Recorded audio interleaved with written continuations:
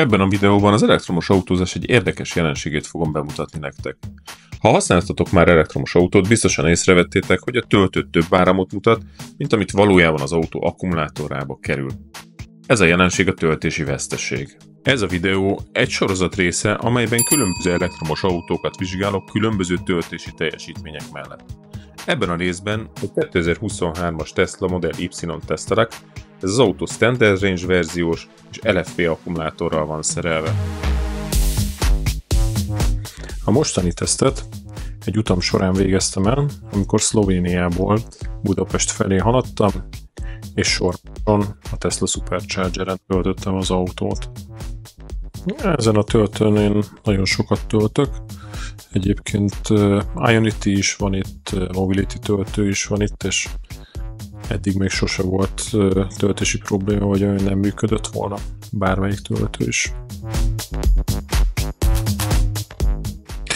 Most, hogy beálltunk, akkor kezdjük is el a töltést.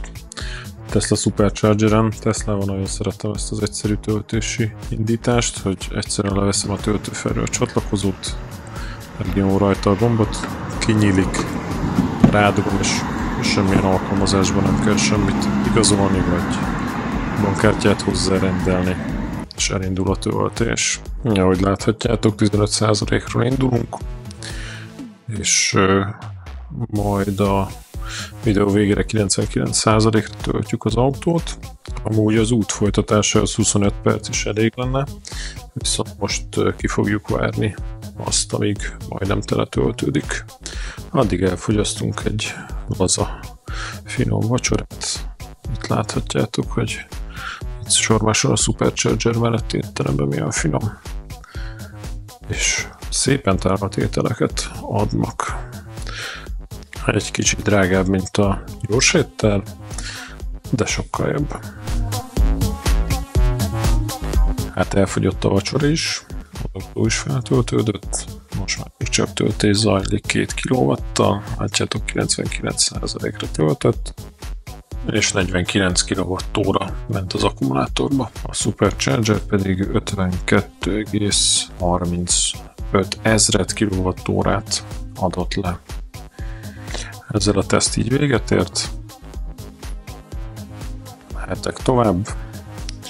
Ha tetszett a videó, kérlek lájkold, és hasonló tartalmakért iratkozzál fel.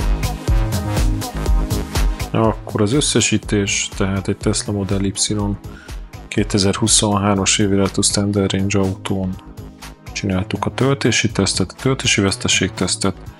44.500 km van az autóba, 15%-ról 99%-ra töltöttünk, a töltési idő 49 perc volt.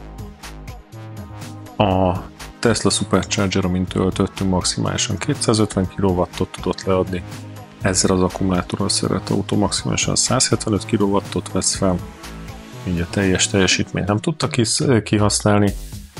49 kWh ment az akkumulátorba, és a Supercharger 52,52 ezred kWh-nyi energiát számlázott ki nekem, így a töltési veszteségünk 3,52 kWh, ami kb. 5,8%-os töltési veszteséget jelent. Köszönöm, hogy megnézted ezt a videót, és most kattints a megjelenő képekre további hasonló töltési tesztekért.